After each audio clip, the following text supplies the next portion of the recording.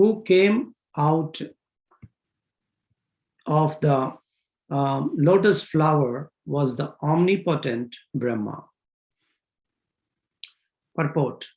It appears from this verse that the conditioned souls who rested within the body of the personality of Godhead after the dissolution of the last creation came out in the sum total form of the lotus. This is called Hiranyagarbha. The first living entity to come out was Lord Brahma, who is independently able to create the rest of the manifested universe. The lotus is described here as effulgent as the glare of 1,000 suns. This indicates that the living entities, as parts and parcels of the Supreme Lord, are also the same quality, since the Lord also diffuses his bodily glare known as Brahma Jyoti. The description of Vaikuntha Loka, as stated in Bhagavad Gita and other Vedic literatures, is confirmed herewith. In Vaikuntha, the spiritual sky, there is no need of sunshine, moonshine, electricity, or fire. Every planet there is self-effulgent like the sun. Hare Krishna. Srila Prabhupada ki jai, Grandhara Srimad Bhagavatam ki jai. So a translation once again. From the navel of the personality of Godhead, Garbhodakashaya Vishnu sprouted a lotus flower, effulgent like 1,000 blazing suns. This lotus flower is the reservoir of all conditioned souls, and the first living entity who came out of the lotus flower was the omnipotent Brahma. Om Ajnanatimirandasya Jnananjana Shlakaya Chakshurunmilitam Mena Tasmai Shri Gurave Namaha.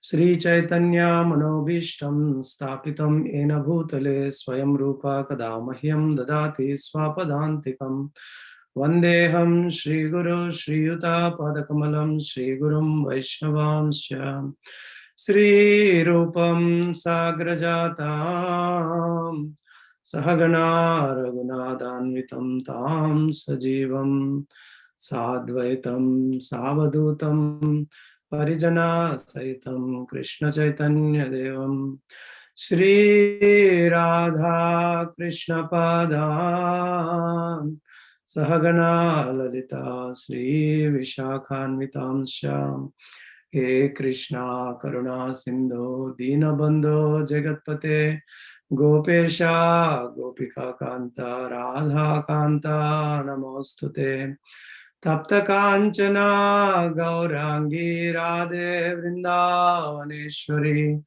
Rishabhanu Sute Devi Pranamami Hari Priye Vancha Kalpatarubhyasya Kripa Sindhubhya Evacha Patitanam Pavanebhyo Vaishnavebhyo Namo Namaha.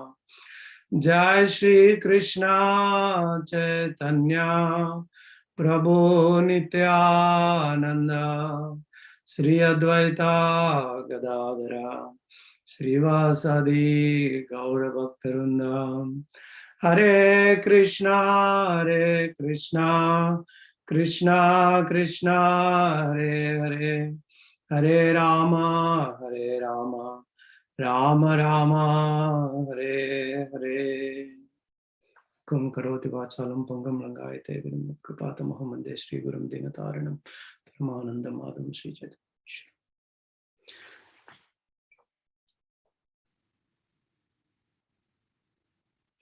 Hare Krishna. So, before beginning to speak anything on this verse purport, so I would like to express that I have no qualification, but as Igul Kishore Prabhuji always says, that we all should speak. So I will try to put together some of the words I heard from senior acharyas, senior devotees. As I said, if I make any mistake in this, please forgive me. So this is the conversation between Maitreya Muni and Vidura. And as we see in Srimad Bhagavatam, there are many conversations between exalted devotees And through those conversations, wonderful pastimes of the Lord are shared with us, and all different pastimes and different stories, which help us to understand how to lead life. And the whole purpose of this Srimad Bhagavatam is to elevate us from the conditioned state, so that we can get out of this material world.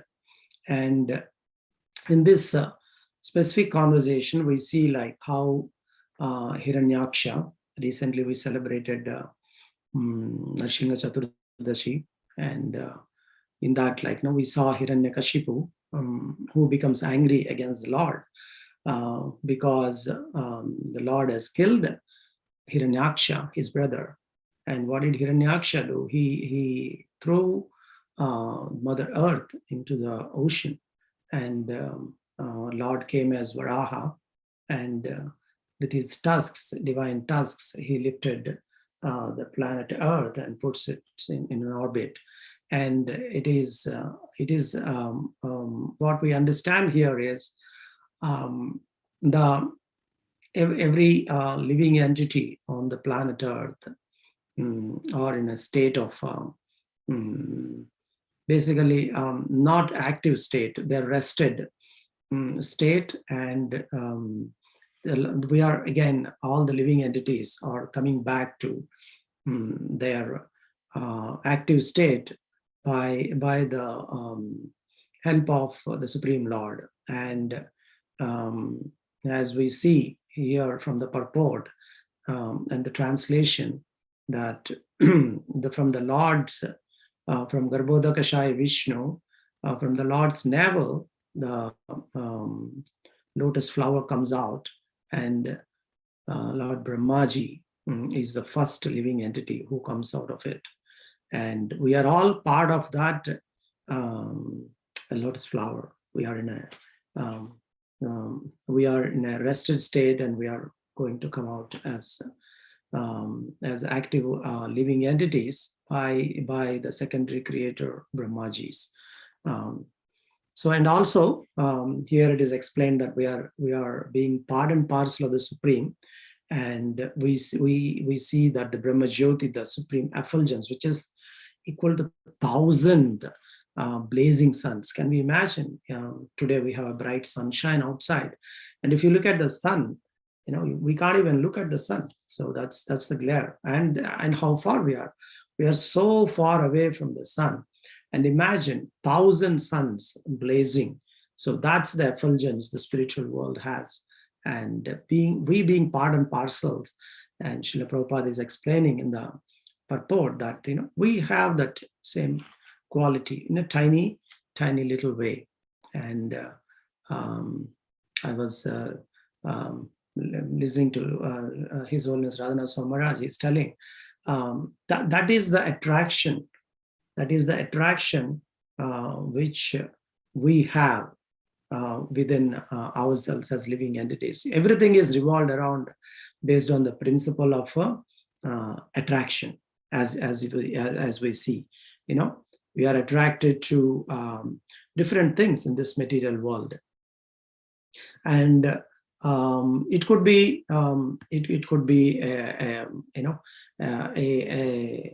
a small insect, or a plant, or an animal, or a human being.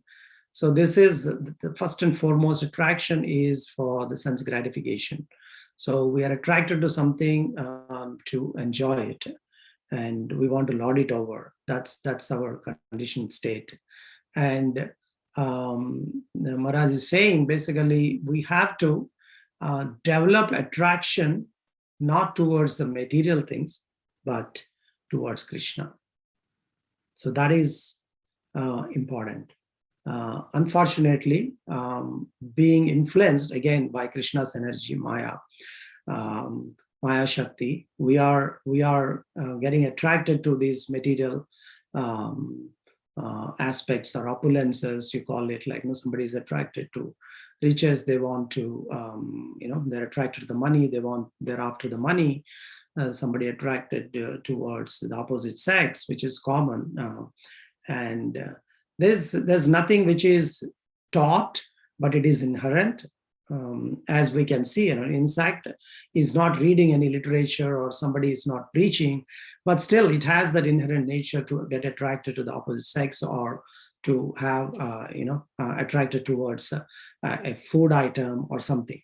So how do we come out of it and develop? So Maharaj says we have to develop that attraction towards Krishna, so that we have to develop that attraction towards the all attractive. Krishna is all attractive. So to have to develop that attraction towards the all attractive, so that he can attract us. So very, very profound statement. But the whole philosophy and the process is involved in this. And as we are reading from Srimad Bhagavatam, it all starts with, the faith. Do we have that kind of a faith? And I'm hearing an interesting statement again from Maharaj. He stated that bhakti means a respect. Bhakti means respect. So we say, I offer my respectful obeisance unto the lotus feet. We say we respectful obeisances. So respect involves everything again. So let's go and read something about the importance of Srimad Bhagavatam and what we hear from a great saintly person, Sanatana Goswami. And because it all starts particularly we are reading this segment of Srimad Bhagavatam where creation is explained, and it is beyond our material conception, because what we understand, what we see is very limited. We are tiny particle, as Srila Prabhupada says, to Tamal Krishna Goswami Maharaj once, he was telling this whole, the creation is there, whole universe is so many planetary systems, and in which, there is a, tiny little earth, and then in which there is one part which is called North America, in which there's this place called Los Angeles, and in which, you have this temple, in which, you have a named person here, and, how great he could be, because basically, if you compare with the whole creation, it's bewildering. We can't even conceive this. But our scriptures explain all this, and what we have to go with is the faith, because if we don't have the faith, then everything, it doesn't help. It doesn't help, because as we see this great example from South Indian Parasar Bhatta, where he is a great preacher, and he has disciples, and there used to be many scholars who used to visit him. And whenever these scholars come in the evening, they have Ishtagoshti, and Parasar Bhatta always, I was just not discussing much of philosophy or anything. It's just, acknowledging what they're saying, and then, okay, thank you for your association, and then scholars go. But the disciples watched that there is a beggar who was coming to him regularly. And whenever that beggar is basically, going from house to house, begging some alms for his livelihood. Whenever that beggar comes, so Parasar Bhatta used to spend a lot of time with him. How are you? And he used to talk to him a lot. And the disciples were kind of thinking, why like this? Or Guru Maharaj is doing, these great scholars are coming. We don't see any philosophical discussions or anything. And then he just, tries to see how minimum he can spend, and then, let them go. But with all due respects. But again, he's spending so much time with this beggar. So one day they asked, Gurudev, we have this doubt. So can you please explain? And he said, I would like to practically demonstrate instead of me explaining. So the next day, as usual, all the scholars come. And so then Parasar Bhatta asks, in your opinion, what do you think, who God is? Can you please explain? And because they are scholars, they went into so many philosophical aspects, referring from this Purana, this Veda, this, and so this is all complicated. And And so finally, he asked, can you please tell me in your conclusion who is God? And then they say, it's very difficult thing to make out. As we say, we are referring to so many Vedas, so many Puranas, and and then Parasar said, okay, please let me know whenever you are able to come to the conclusion. And he will offer his obeisances and the leave. And as usual, the beggar comes. And this time, Parasar Bhatta nicely converses with him, and he asks, in your opinion, who is God? And as soon as the beggar hears this, he becomes mad. He throws his bowl, and then he says, what kind of a guru are you? You have so many disciples, you are preaching and all these things. You don't know who God is, and you're asking me. And he was blasphemy, left and right. And then he says, you should know Ranganath, the Lord. He is the Lord. He is the Supreme Lord. So, and then after he leaves, Parasar Bhatta explains, what is the use of, this philosophical, knowledge people have even by reading Vedas or everything, but if they don't understand the fundamental principle. And similar lines we also hear from Srila Prabhupada's pastime, where these great philosophers come and Prabhupada asks the same question. So can you define who is God? And exactly the same, they say get all these different, philosophical perspectives, and finally there's no conclusion. And little Saraswati was passing by, Prabhupada calls her, hey, Saraswati, who is God? She says, Krishna is the Supreme Personality of Godhead.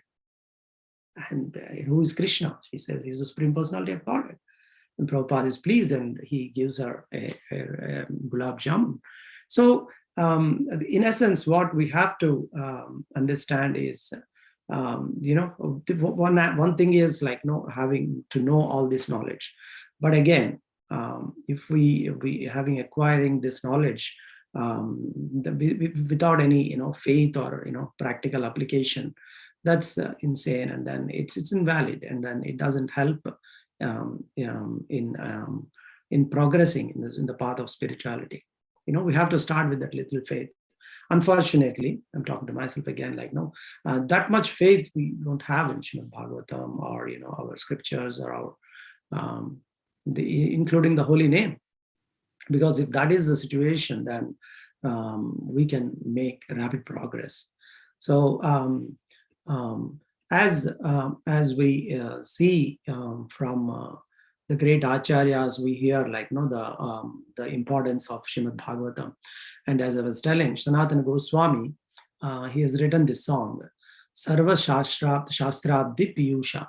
And in this song, he glorifies Srimad Bhagavatam. For the sake of time, I'm not reciting the Sanskrit verses, but the meanings is, O Srimad Bhagavatam, O nectar churned from the ocean of all Vedic scriptures, you are the most prominent transcendental fruit of the Vedas and are enriched with the jewels of all philosophical conclusions. You grant spiritual vision to all people of the world and are the very life breath of the Vaishnava devotees. O Lord, you are the sun which has risen to dispel the darkness of Kali Yuga. Actually, you are Lord Krishna who has returned among us. O Srimad Bhagavatam, I offer respectful obeisances unto you.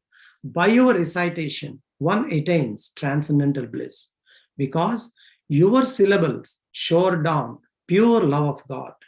You are to be served by everyone, always, for you are an incarnation of Lord Krishna.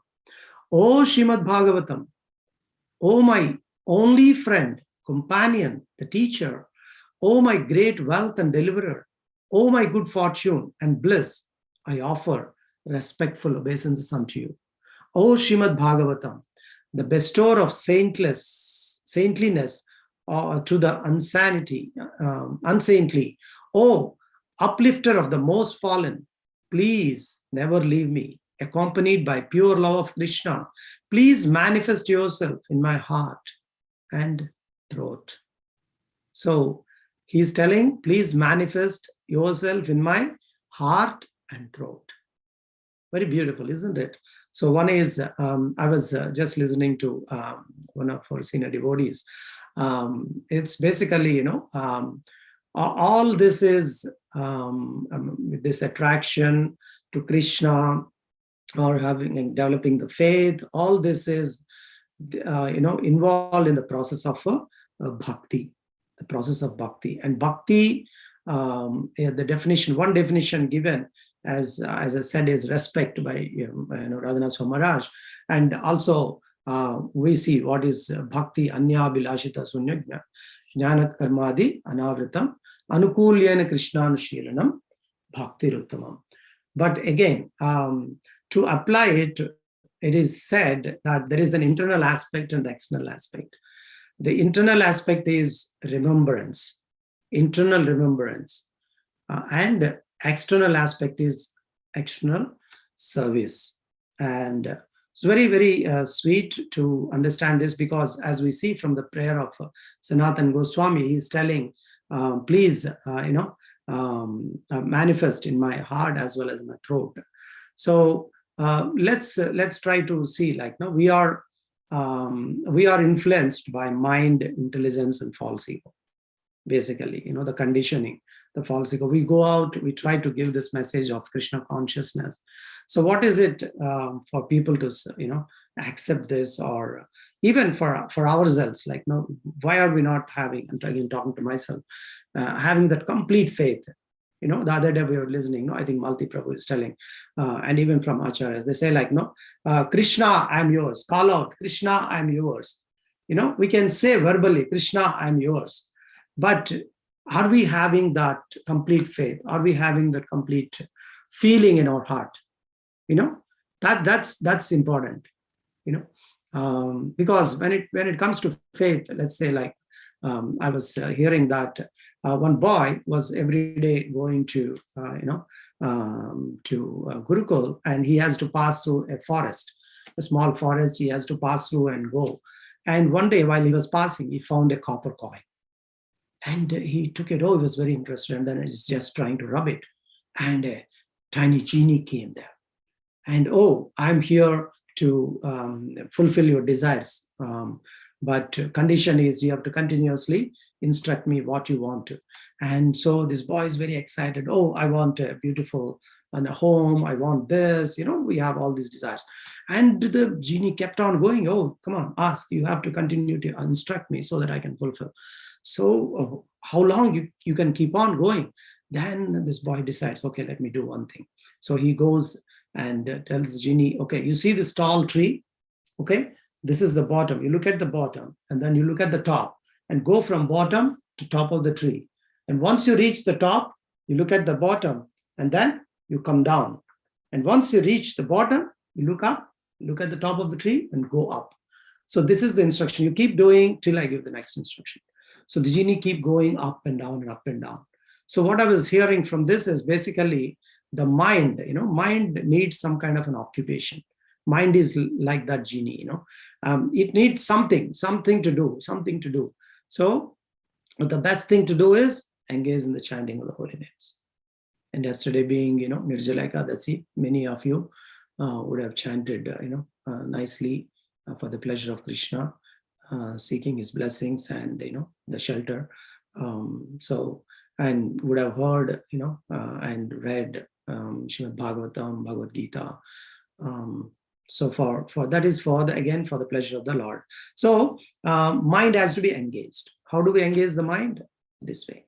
So, and again, then we have intelligence. Intelligence again is tricky because it listens to the mind, and unless we properly train the intelligence, we'll be misguided. So how do we train the intelligence? It's said that to train the intelligence, we have to hear and read. We have to hear and read. Hear means what? Hear from our acharyas, from proper parampara. And read Srimad Bhagavatam, Chaitanya Charitamrita, and Bhagavad Gita on a regular basis. So this will purify our intelligence. Our intelligence always acts on the material platform. isn't it? So like, how to gain this, how to do this, how to, get past this situation. But we have to move that from our material usage to a spiritual perspective. So that's how we train. And when it comes to false ego, okay, how do we deal with this? Because that's what is the conditioning we have. So the false ego we tackle by associating with devotees and doing service. So doing service. So in essence, if you see, so these are the three things which are making us not moving towards Krishna, or, holding us not moving towards Krishna, isn't it? Every moment, if you just analyze or internalize or introspect, every moment we are influenced by these three things, mind, intelligence, and false ego. That's what acts, isn't it? Well, further, I always tell in the Bhakti whether to go to temple. Just an example, going to temple, how does it start? Like, the mind will say, like, the weather is not good. If it's very snowy weather, intelligence will act, intelligence will agree to that. And that's all because of our conditioning, the false ego we have. Like, okay, we have this material propensity to enjoy something else. We say, like, okay, weather is the reason, I don't want to go. Let's say it's bright sunshine like today. Oh, it's beautiful sunshine. Let me go to a park. Let me go to a vacation. This is the only time we get very small window of weather we get. So let me enjoy. Why, today, let me take my kids to, somewhere and enjoy instead of going to the temple. So this is how these three things will keep acting upon us. So by this example, we have to understand we have to engage the mind and properly, train the intelligence by hearing and reading. And the false ego we act upon is by associating with the devotees. So we see like, no, this devotee is, so nice, he's progressing, and let me also take inspiration from him.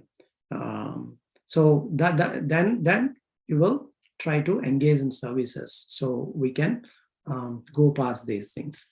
So it's the faith and the attraction which we have to develop.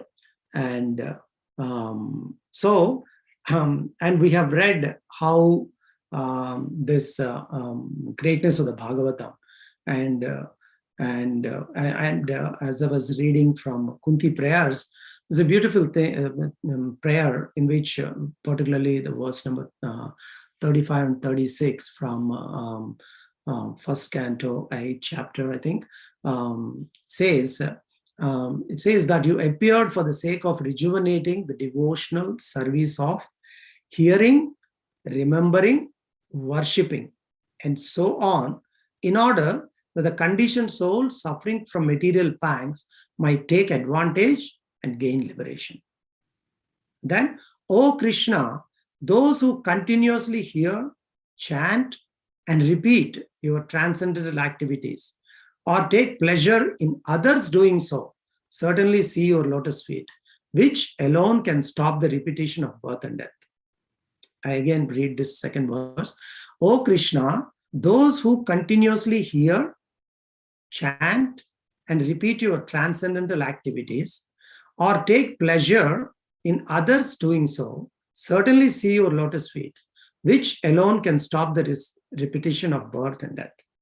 So this is summum bonum of everything, no? The Bhagavatam is like, no, it says like it's a ripened fruit, where anywhere you just touch it, it's a nectar. So this just one verse from Srimad Bhagavatam encompasses everything, the hearing, chanting, and repeating your transcendental activities. So again, we hear, sometimes we hear the same thing again and again. Nrsimha Chaturdashi we recently celebrated. So somebody is asking, oh, Prabhu, what drama you're doing? I said, like, yeah, appearance of Lord Nrsimha. So what new thing we'll do? We'll do the same thing, Hiranyakashipu, Prahlad, Sanda, Marka, and then Nrsimha coming in. But we relish it again and again. Kartik month comes, Damodar Lila. Every day we recite Damodar Lila. We offer ghee lamp. It's the same process, same thing. Every day we chant. every day we chant, every day we chant. As Prabhupada says, no, we are able to chant this because they are potent. It has the potency, and obviously there is something which is helping us to do that. What is that? The divine spirit Krishna is helping us to chant. Our Guru Parampara is helping us to chant because they all prayed for us. Somebody prayed for us, so we came into this process and we are able to do that. So we are doing this repeatedly. The repeating the transcendental activities. We hear the lectures. Sometimes they say, okay, the same pastime, Gajendra pastime, the same pastime, of various pastimes of Krishna, the same, okay, killing, okay, Putana, he killed. But again and again, as we hear, Srila Prabhupada during massage, Prabhupada used to get massage every day. And while he was getting massage, he used to hear Krishna book, they used to read Krishna book. And Prabhupada used to, laugh for each of these activities of Krishna's pastimes. And so devotees will wonder, Prabhupada, this is you wrote. And, because they were not able to because it's again and again and again, they were reading.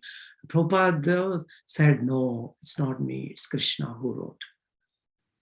And the mood is he's a pure devotee. He's relishing these activities. Do we have that mood? But we have to develop that, you have to fake it to make it, they say, because with some faith, we have to jump into this and then, go on with it instead of having to, I know I want to research, I want to do this, I want to read this, I want to read that, I want to understand, is really this is the process.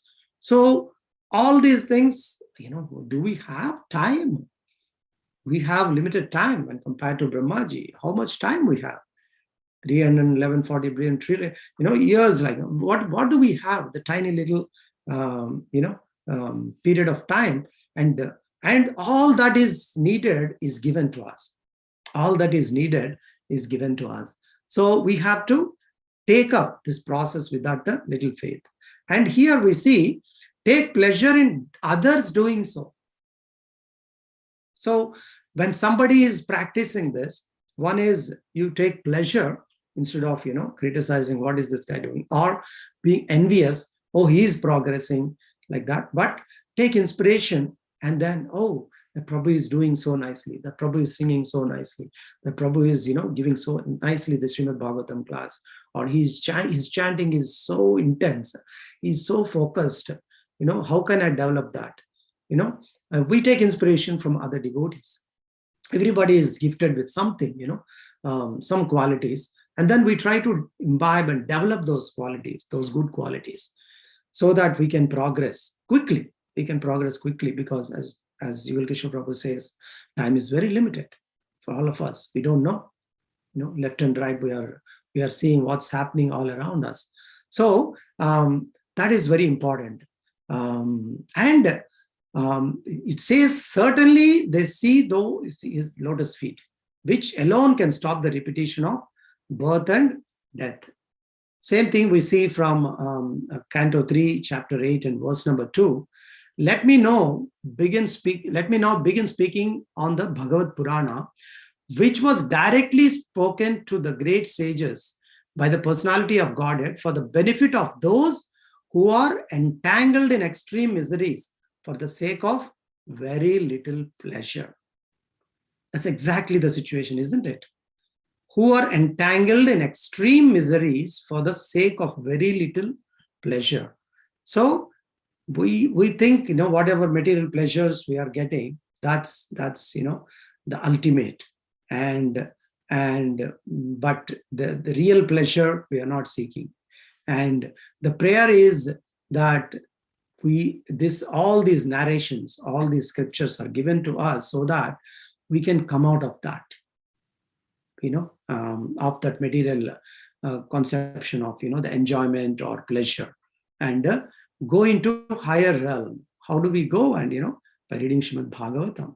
Bhagavatam is Nigama Kalpataror Galitam Phalam Sukhamukad Amrita Drava Samyutam Pibata Bhagavatam Rasamalayam Muguraho rasika bhuvi bhavuka. O expert and thoughtful men, relish Srimad Bhagavatam, the mature fruit of the desire tree of Vedic literature. It emanated from the lips of Sri Sukhat Muni. Therefore, this fruit has become even more tasteful, although its nectarian juice was already relishable for all, including liberated souls. So it is Galitam Phalam, a ripened fruit. And they have this reciters of Srimad Bhagavatam has utilized the three methods to explain the. There are 10 subjects which are explained in Srimad Bhagavatam.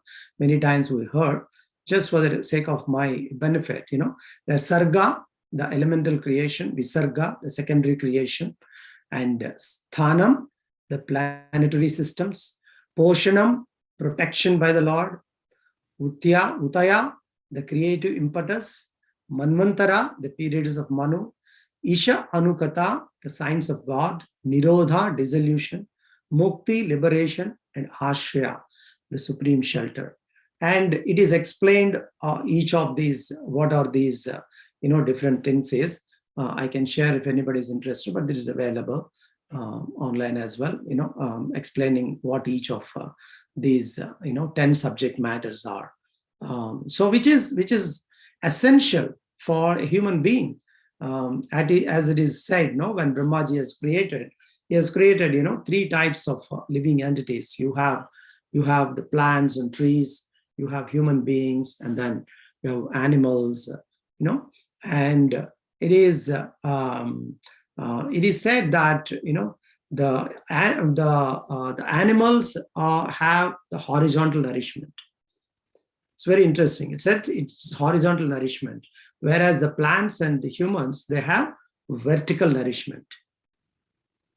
So I was wondering what it is, horizontal nourishment, vertical nourishment. As you see, the plants, vertical nourishment, it takes, the food from where? From the roots, from bottom upwards. That is plants, vertical nourishment. It's opposite for human beings. It's vertical nourishment, but this opposite. We take the nourishment from top and leave it out from the bottom. Whereas for animals, it is horizontal nourishment. All the animals you see like this, it takes from this side food and leaves it outside. It's the horizontal nourishment. Very interesting aspect. So in the creation, when we compare with other living entities, human beings are obviously the superior beings. And so the purpose and goal somebody has to think. Otherwise, we hear that. No, otherwise there is no difference between animals and human beings. So we are given all this. So it is up to us to take this, and just not up to us to take this.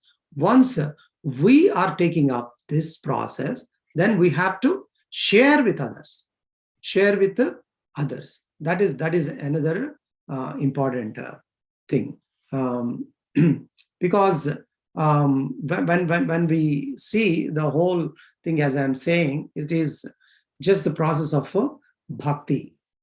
Bhakti means respect, and also bhakti means, as we say, internal remembrance, that is remembrance internally, and externally doing service and associating with the devotees. So just to conclude, let us see, first of all, this, I talked about a little bit on the faith. Do we have that kind of a faith in the process? Or even when we say, do we have that faith that Krishna is Supreme Personality of Godhead? So in Padyavali, it is said, for the sake of time, I don't read the Sanskrit. O Vasudeva, you may make a king or a poverty-stricken beggar. You may make others respect me or revive me. You may give residence in Vaikuntha or in hell. Whatever you do, you will always remain the only goal of my life. No one else will ever become my goal. This is Sri Garbha Kavindra, who wrote in Padyavali. This, it says, you make me a king or a beggar, or you make others respect me, or they can dishonor me, or you give me residence in the Vaikuntha or in the hell. Whatever you do will always remain the only goal of my life. No one else will ever become my goal. It's a very strong statement, strong prayer. Are we having that? Really not. Talk to myself again, because, just a parable where, one person, while he was going through a forest, he fell off a cliff. It's very pitch dark in the night, and he was falling down the hill, and he was, totally bewildered. And then in that situation, luckily, he could catch hold of a branch. And he was holding on. It's pitch dark, and he was, intense prayer he was doing to Lord. And, please save me, please save me, please save me. And then Lord, being merciful, he heard the prayer. And he told this boy, this person, we are holding on to that branch. Just leave it. Just leave the branch. And this person is bewildered. What kind of a God you are? I was asking for help, and you're asking me to just leave the branch? And then it's pitch dark. He's not able to make out. If I leave the branch, then I'm going to fall down. Then he didn't believe it. He was holding on. Let there be day, and maybe I'll call out and I'll figure out how to get down. And then he was holding on. And when the daylight came, and it's bright. And then he looked down and then saw the ground within a feet. The ground is within a feet from where he was hanging. So all he doesn't have is the faith. We should have that faith. That is very important. And faith in the process, faith in Krishna, faith in our acharyas. So all that we need is that, and then everything else, Adoshraddha, Bhajana Kriya, all those, Bhajana Kriya, everything will come. And then because the process is defined and given to us by Srila Prabhupada and our acharyas. So I'll stop here. I'm praying at all of your lotus feet, the dust of your lotus feet, to bless me, so that, whatever I spoke, I just shared from whatever I heard. As I said, I don't have realizations, but at least by speaking, something will strike in my mind, in my heart, so that some change will come within myself, so that I can make some progress on this path of Krishna consciousness. So with that, I will end, and I will seek any comments or any corrections if anybody has, or any discussion. Thank you very much. Grandhara Srimad Bhagavatam ki jai, Srila Prabhupada ki jai. Hare Krishna.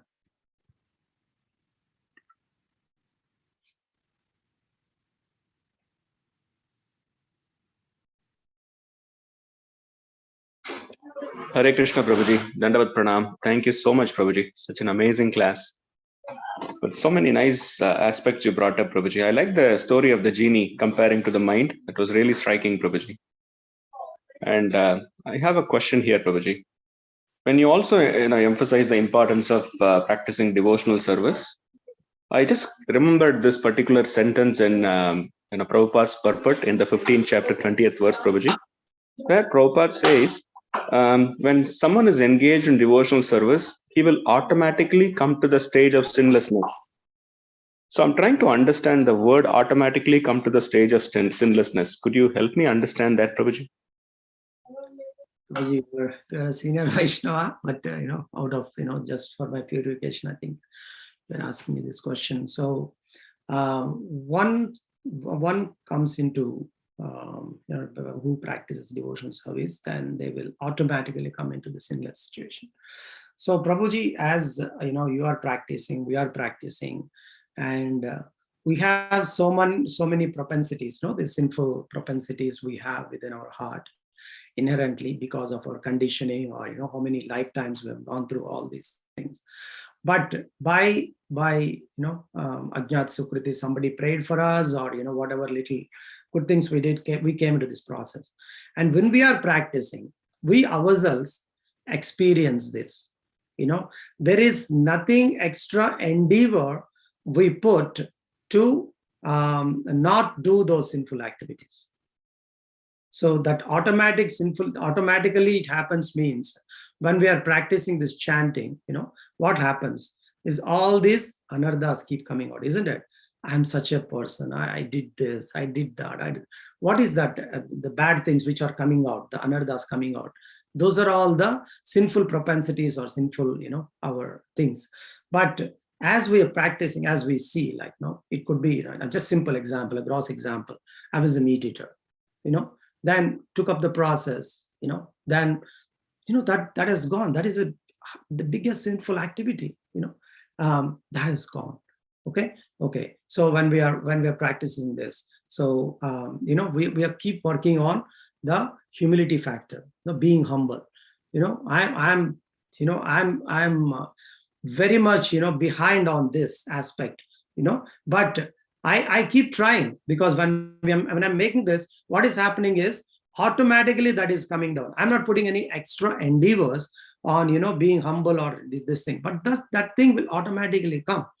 Particularly if I take an example from you or Mataji, Hemangi Gop Matajan, you're personified, humility, because you whenever we speak with you, like, you have so much humility and humble nature. Oh my God, like, how can I develop that quality? Like, it will, but because how it comes is by engaging in the devotional service. Devotional service means what? Again, as we discussed about, engaging mind, intelligence, and false ego. Basically, when we are associating with devotees, we see these personalities all around us. As I keep telling, whenever I speak on Bhagavatam or any class, like, I see, like, you have these exalted devotees. The other day, Yugal Kishore Prabhuji is telling about Shyam Kishore Prabhu, like, see the determination, day in, day out, whatever weather, like, he gets up and then he does this, morning Aarti, Mangala Aarti. And so we have all these people all around us who inspire us. Obviously, when we follow this process, it is what Prabhupada meant is automatically, as I told, like, a gross example of either meat eating or the sinful propensities to do something bad. All these things will automatically go away. So we don't need to put any additional effort or endeavor. All we have to do is go towards the positive aspect. We don't need to focus on the negative aspect, but we keep filling the positive aspect. As we keep filling the positive aspect, what happens? The negative will get neutralized and then positive keeps building up. So that's my understanding, Prabhuji. Maybe, I don't know whether I made sense, but. Thank you so much, Prabhuji. That's very helpful. Hare Krishna, Prabhuji. Thank you so much.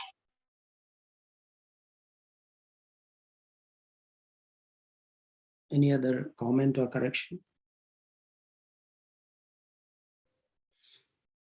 Okay, nothing else. Hare Krishna, Prabhuji. Yes, Prabhu. Dhanar Pranam. Very nice class, Prabhu. Very deep, good relations. A lot of good points. Prabhuji, I have one question. Like you said, like, bhakti means respect, but our position is dasano das, right? So, you mean to say respect for all the living entities? You're trying to say respect, or if you can elaborate on the respect aspect. Yeah. So I will share the transcript from His Holiness Radhanath Maharaj, where Maharaj mentions that bhakti is respect. And I was wondering, as I was telling, what is this?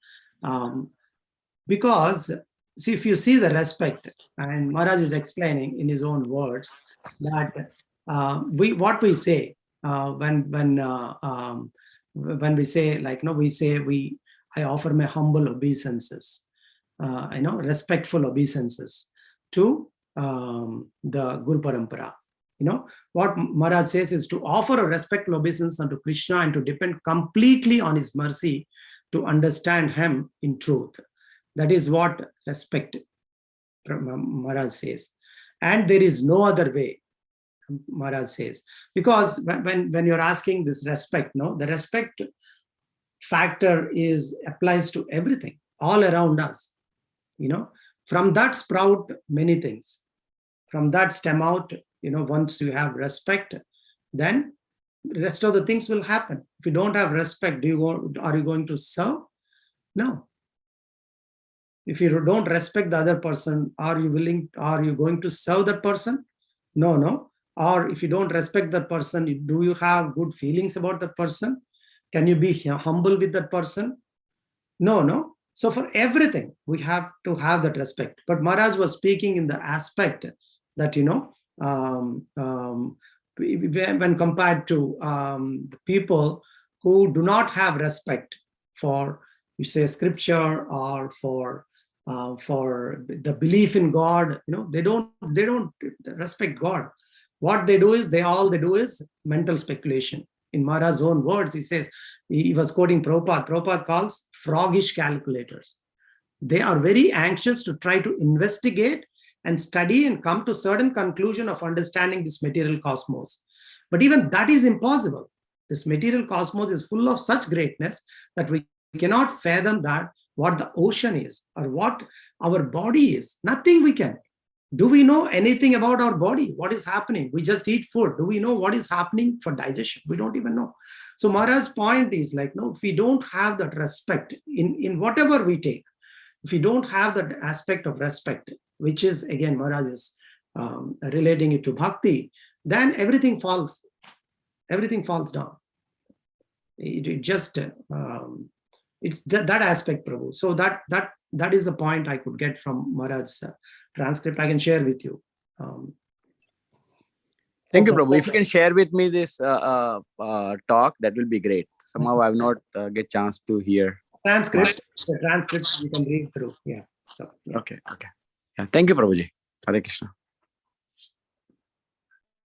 Okay. Thank you all for your patient listening. And as I humbly request, please forgive me if I misspoke anything, and please pray for me so that I can progress on this path.